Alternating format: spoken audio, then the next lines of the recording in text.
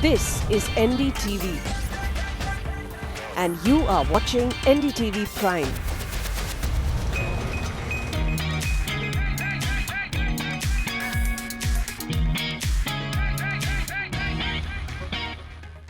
It's a brand new week and a brand new episode of CNB Bazaar Buzz right here on the NDTV network, and it's a very special episode as well.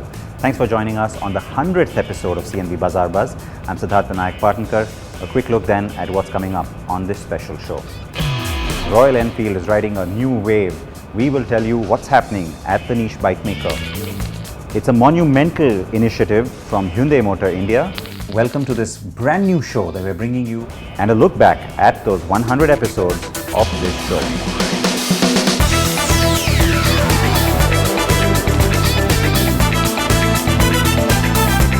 In the first quarter of this financial year, Royal Enfield contributed a massive amount, almost 90% of the profits to Eicher Motors. Now, while that might seem more than surprising, behind that is a conscious strategy that's seen the company build itself up from 25 to 50,000 units a year sold to now looking at 6,75,000 units this year as a target. And that's not where that number ends. It's going to go up to over 1 million bikes in just a few years' time. Here's how it's looking for Royal Enfield in the future.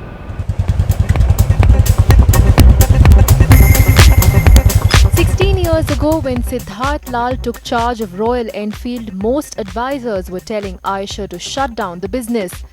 10 years ago, the company was barely selling 50,000 units a year, and now it plans to close the current fiscal with 6,75,000 bikes sold. That's a long journey for the niche motorcycle maker. The bump in numbers this year will mean that the 2015 sales record will be eclipsed. That's thanks to a new assembly line at its second plant in Chennai that's just been inaugurated, and that capacity is set to grow further. Now, when Royal Enfield entered India in 1957, it had very little idea that today in 2016 it will have two manufacturing plants, two assembly lines, and third one under construction with one assembly line. Well, investment of 600 crore has already been announced for this financial year, and by the next financial year, third quarter, we'll have the third plant up and running.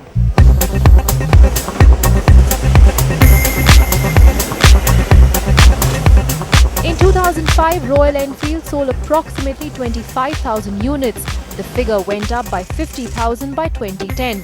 In 2014, the figure shot up to almost over 3 lakh units, and more recently in the last fiscal, the company sold nearly over 4.5 lakh bikes, a growth of over 50% from the previous year.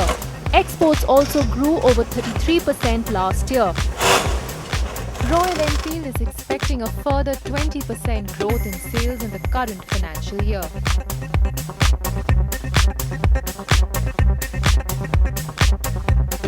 The company's latest offering, the Himalayan, is seeking 1,000 plus unit sales every month, and there is also pretty healthy demand for other models like Continental GT and Classic in both the domestic and export markets. So Royal Enfield has begun work on its third manufacturing unit near Chennai, which will be operational in the second half of 2017.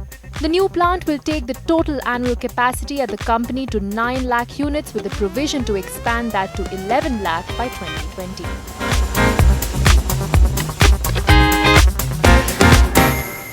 Strong set of numbers coming in for the first quarter, clearly beating all analyst and street expectations, and a lot of that on the back of its motorcycle business. I'm talking about Eicher Motors, which has had a stellar first quarter. And talking about that and a lot more in terms of what we can expect going through the rest of the fiscal, we have the MD and CEO of Eicher Motors, Mr. Siddharth Lal, joining us from the brand new expanded facility of its manufacturing in Chennai. Sid, it's good to have you with us here on NDTV. Thanks for joining us. Yeah, it's. I wish you could be here as well. It's a, we're out at Order Garden Phase 2. So we've just got this plant up and running, the second phase of a new plant that we set up in 2013. I was just told that out of this part of the plant alone, we're doing around 900 units a day. So yeah, it's nice to be out here, and hope to see you soon. The point you mentioned right at the end there about getting into new market areas as well and expanding the brand even here in India. Are there specific geographic pockets that you're looking at where, Royal Enfield may not currently have much of a footing, but where you see a lot of potential? We're adding 2 to 3 dealers every single week in small towns these days in India. So that's a big potential. Then while we've grown, let's say again in the affluent parts of the country, so the northern belt and the western and southern belt, the entire middle belt and eastern belt is relatively untapped market for us. So we're activating those markets a lot, and they're very enthusiastic about Royal Enfield because they've traditionally loved our brand. It is very different, and so then let me ask you this, Sid, how many Himalayans do you look to sell every month going forward? Fortunately for us, the rest of our models will give us whatever numbers we need to fill up the capacities, right? So the Himalayan, we have adequate capacity. Of course, we're ramping up in our supplier end, in our engine end, in our assembly end, but we don't want to push the issue. It's a new model in a new segment, and which doesn't exist in India altogether. So we want to make sure that we sell right, we sell to the right people, that they appreciate what the Himalayan is all about, and organically we want that to grow. So if it, obviously we're already crossed 1,000 a month. If it goes to many thousands a month, we're delighted, and that's what we want. But we don't want to push the issue because we want to make sure that it happens in a way that is natural. We sell it to the person who's going to use the Himalayan. It also doesn't hurt that it's also a nice high margin product for you, so I'm sure you'd like to sell more. The third plant that you're also looking at now, you announced that a while ago. So what, it's going to be on stream by the start of 2018, and overall what will your capacity look like then going forward long term? No, next year actually, Siddharth, as we speak, in 13 months from now we should see the next plant up and running as well. So that will help us in getting to 900,000 or 9 lakhs by FY 18-19. So FY 19, that's year 18,000 in 2018-19. So it's not very far where we should be able to produce 9 lakh motorcycles now. And yeah, it's a far cry from, let's say, a decade before that where we were sub 50,000. But yeah, that's the fun of what we're doing. When the business is growing on the front end, we're able to certainly, eventually we'll be able to add the capacity to be able to meet it. So capacity is always the last issue really. It's always about creating the brand, creating the interest, creating the service network, the aftermarket, the sales network, and then eventually we'll up the capacity as well, which we're doing, of course. All right, 11 lakh capacity is not too far then, I suppose. The new platforms, the new engines, tell us a little bit more about that, also the kind of investments you'll make towards them. So yeah, again, what you see behind us is our first new platform in forever, actually. So it's the Himalayan, and it's a purpose-built, adventure tourer. We're so excited about it, and we're excited about getting it out there more and more. The Himalayan summer has just begun, so we expect people to go much more in the course of July, August, September. Well, nearly August, September, October into the Himalayas. We do have other products in the pipeline. We've announced before that we'll have probably another product by the end of next year as well.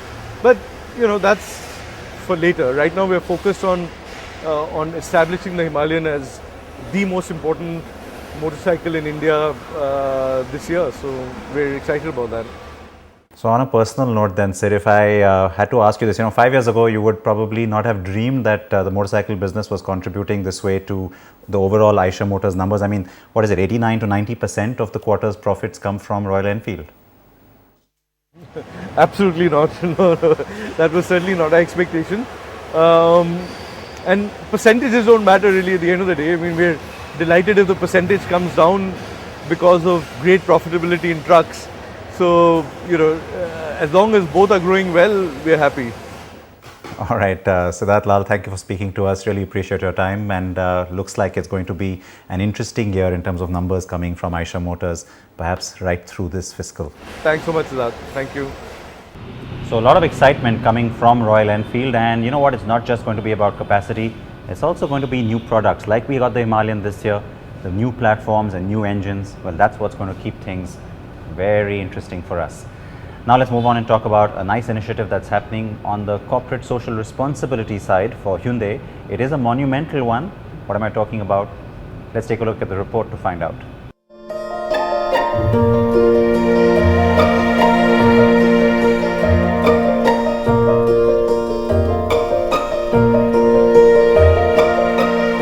It's called the Happy Move, Save Your Heritage campaign run by Hyundai in association with the Archaeological Survey of India. Now in its second phase, the campaign aims to build awareness about preserving India's monuments.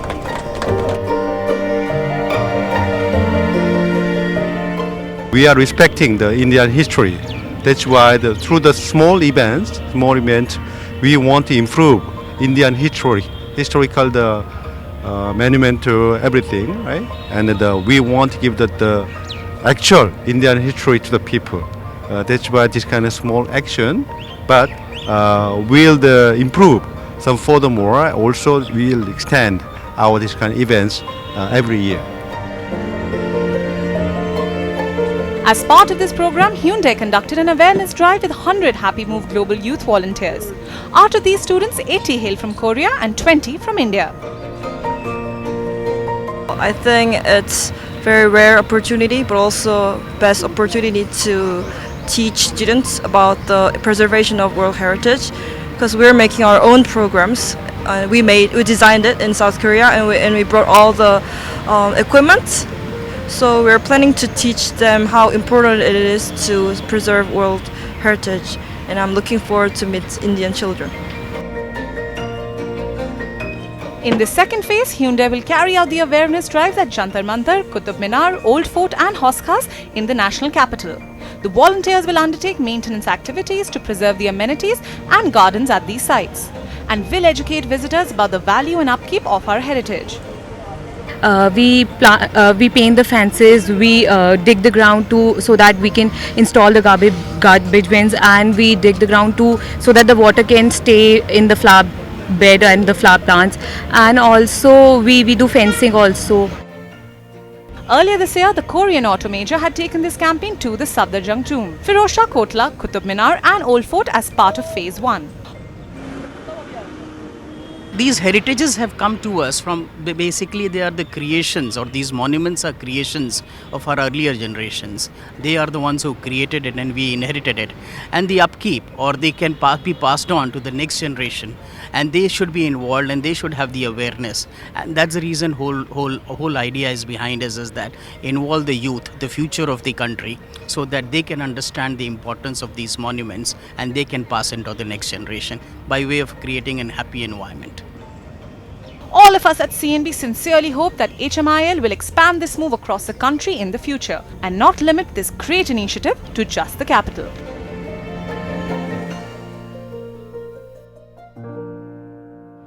Now, given the success Hyundai has had there with that initiative, I hope that CSR policy goes away from just being in the national capital region and national instead. Great move. Now let's take a very short break here on Bazaar Buzz. We have a look back at our 100 episodes coming up.